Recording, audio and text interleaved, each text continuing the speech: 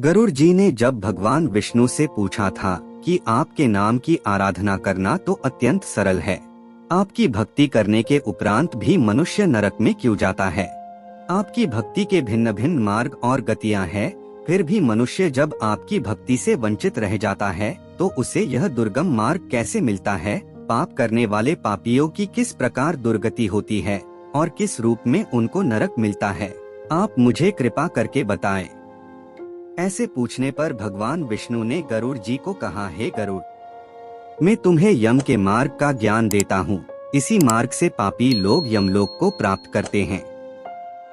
इसका वर्णन अत्यंत भयानक है। जो मनुष्य उग्र स्वभाव के होते हैं, धन और मर्यादा का ज्ञान जिसमें नहीं है, जिनको संसार में मोह माया है, वो मनुष्य अपवित्र होते हैं और वही नरकलोक में जाते हैं। दानवीर मनुष्य मोक्ष को प्राप्त करते हैं और पापी लोग कष्ट पूर्वक यम की पीड़ा भोगते हुए नरक में जाते हैं। इस संसार में जब मनुष्य जन्म लेता ही है, तब वह अपने पूर्व जन्म के कर्मों के हिसाब से इस जन्म में शुभ अशुभ फल भोगता है। बुरे कर्मों के प्रभाव से व्यक्ति को रोग हो जाता है। परेशानियां और रोग से पीड़ित वह व्यक्ति निराश हो जाता है। व्यक्ति कितना भी बलवान हो, युवावस्था में उसके पत्नी पुत्र होने के बावजूद वह अचानक से भयभीत होने लगता है। काल उसको घेर लेता है। वृद्धा अवस्था में व्यक्ति को मृतक के समान रहना पड़ता है। घर के लोगों के द्वारा अपमानित होता है और अपमानजनक आहार मिलता है। आहार लेने की शक्ति कम हो जाती है और इसकी वजह से चलने फिरने की शक्ति भी कम हो जाती है। कफ के कारण स्वर्ण नलियां चल नहीं पाती, स्वास्थ्य बिगड़ने लगता है। मरते समय पापी के पांचों तत्व अपने स्थान छोड़ देते हैं और उसका एक क्षण भी मुश्किल से बीतता है। मनुष्य को इतनी पीड़ा होती है जितनी बिच्छू के काटने से होती है। यमदूतों के भय से उसके मुंह से जाग और लार गिरने लगती है। ऐसे ही पापियों के प्राण जब निकलते हैं तब उनको यमदूत मिलते हैं। यमदूत के लाल नेत्र होते हैं और मुख भयानक होता है। उस समय यमदूत अत्यंत क्रोधित होते हैं और उनके हाथ में पाश और दंड होता है और वह दांत को पिसते हैं। उनके मुख काले और नख विशाल होते हैं। उनको देखकर प्राणी भयभीत होकर मलमूत्र का त्याग करने लगता है। ऐसी अवस्था में जीव शरीर से निकल जाता ही है और मोह में अपने घर को देखता है और उसी समय यमदूत उसे पकड़ लेते हैं। यमदूत उसे गले में रस्सी बांधकर ऐसे ले जाते हैं जैसे गुनहगार को सिपाही राजा के पास ले जाते हैं। वो यमदूत मनुष्य को मार्ग में नर्क के भयानक दुख और तकलीफों के बारे में बताते हैं और धमकियां भी देते हैं।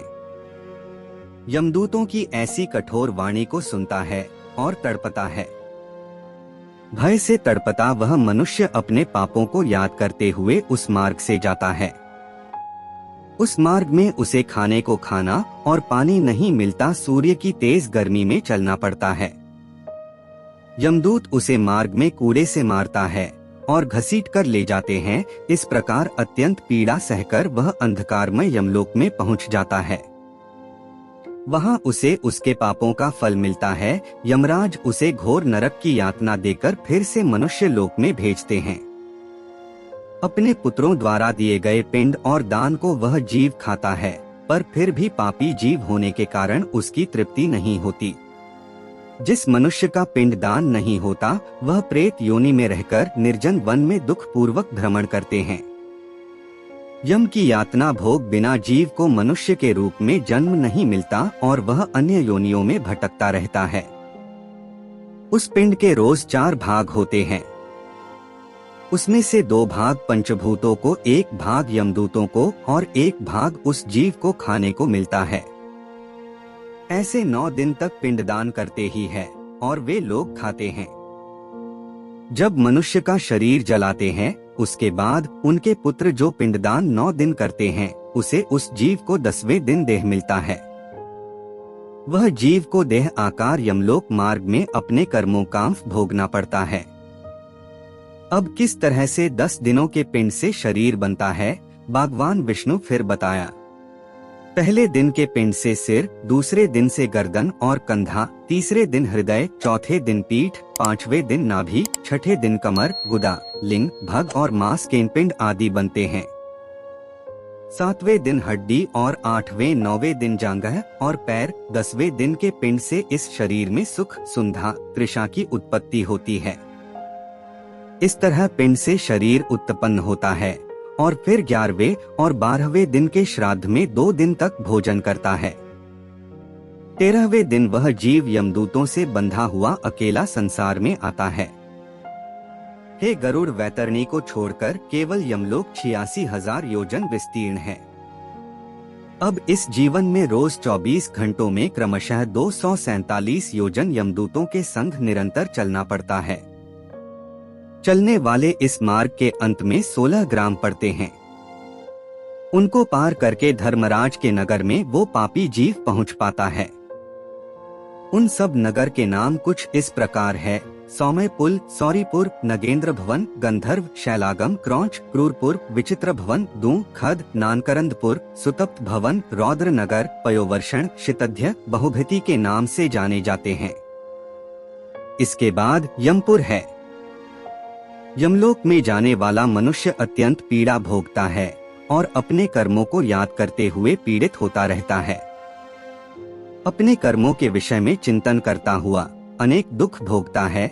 इस पर भी यदि वो दोबारा जन्म प्राप्त करता है तब उसी प्रकार भगवान को भूलकर कर्म करता है। यदि आप इस वीडियो को थोड़ा सा भी अच्छा लगा हो तो एक लाइक और एक सब्सक्राइब कर दीजिएगा। वीडियो को देखने के लिए और आपका बहुमूल्य समय देने के लिए दिल से धन्यवाद।